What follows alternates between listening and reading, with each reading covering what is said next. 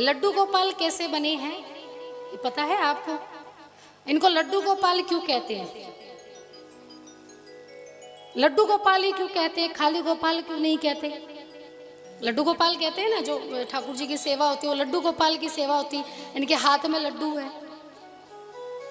जब 8वीं संतान का जन्म हो गया था, ठाकुर जी का जन्म हो गया था, तब कंस, क्योंकि देवी माँ भगवती आई थी और 8 ही संतान का माँ देवकी को वरदान था, तो उसी समय कंस अब भय से मुक्त होने के लिए बोले अब मुझे किसी चीज का भय नहीं है, तो मैं देवकी को और वसुदेव जी को कारागृह से बाहर निकाल देता हूँ।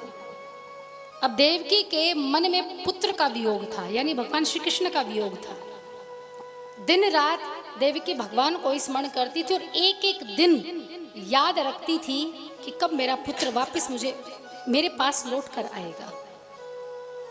वसुदेव जी सदैव भगवान का भजन किया करते थे, तो महल में ही वसुदेव और देवकी जी रहते थे। तो देवकी क्या करती थी, जैसे भोजन प्रसाद के लिए लड्डू आते, लड्डुओं का थाल आता, तो देवकी भगवान का स्मरण करते करते करते करते लड्डू उठाती और उनको क्या करती, हम जैसे भोरा होता है लड्डू का, खिला हुआ लड्डू होता है, तो उसको हम लड्डू बनाते हैं ना, हाथ से ऐसे करके आकार देते हैं, गोल गोल आकार देते हैं।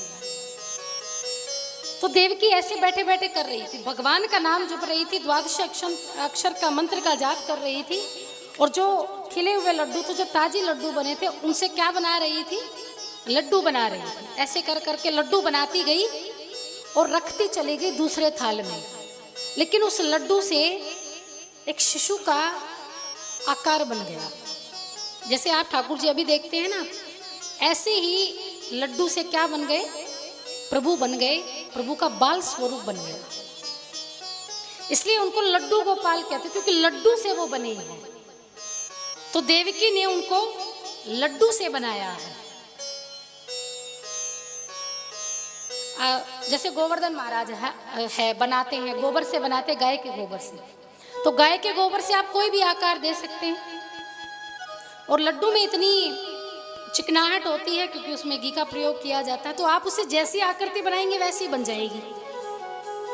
तो माँ देव की आंखें बंद करके भगवान का स्मरण करके ऐसे ही उन्होंने छोटे से बाल स्वरूप को एक थाली में बना दिया, और जैसे ही बनाया और आंखें खोली तो देखा यही रूप बना हुआ था थाली में, जैसा आज हमारे प्रभु का समक्ष है।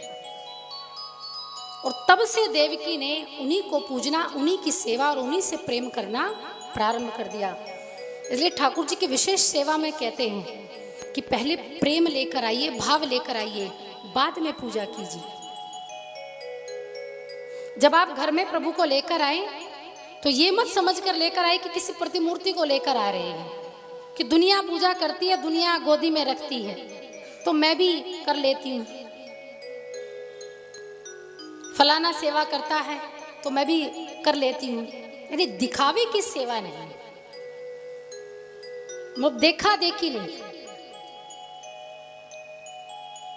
जब मन में आपको ये लगे ना कि मुझे ठाकुर जी को देखने मात्र से प्रेम हो गया है, देखने मात्र से माँ यशोदा जैसा भाव आ गया है, तब वो पूजा स्वीकार होगी। कई क्या करते, लड्डू गोपाल को ले आते हैं वृंदावन से और लेकर आते हैं और मंदिर में बिठा देते हैं, ना उनको नहलाना, ना धुलाना, ना वस्त्र पहनाना, ना भोजन कराना, बेचारे मंदिर में स्वच्छ अपवित्र रूप में बैठे रहते हैं। तो ये सेवा नहीं, ये पाप है। घर में तामसिक भोजन कर रहे हैं तो सेवा लड्डू गोपाल की कभी दिखावे की नहीं होती। ये अपने आप से मन में जब प्रेम प्रकट होता है तब भगवान को लाना चाहिए, अन्यथा भगवान को घर में प्रवेश ना करवाएं। नियम हो, स्वयं का भी नियम हो, पूजा करने वाले का भी नियम हो, और घर में जितने सदस्य रहते हैं उनका भी नियम हो। जरूरी नहीं कि एक ही व्यक्ति उनकी सेवा के, घर परिवार में जितने भी सदस्य हैं वो भी उनकी सेवा करे, और सेवा नहीं प्रेम करे।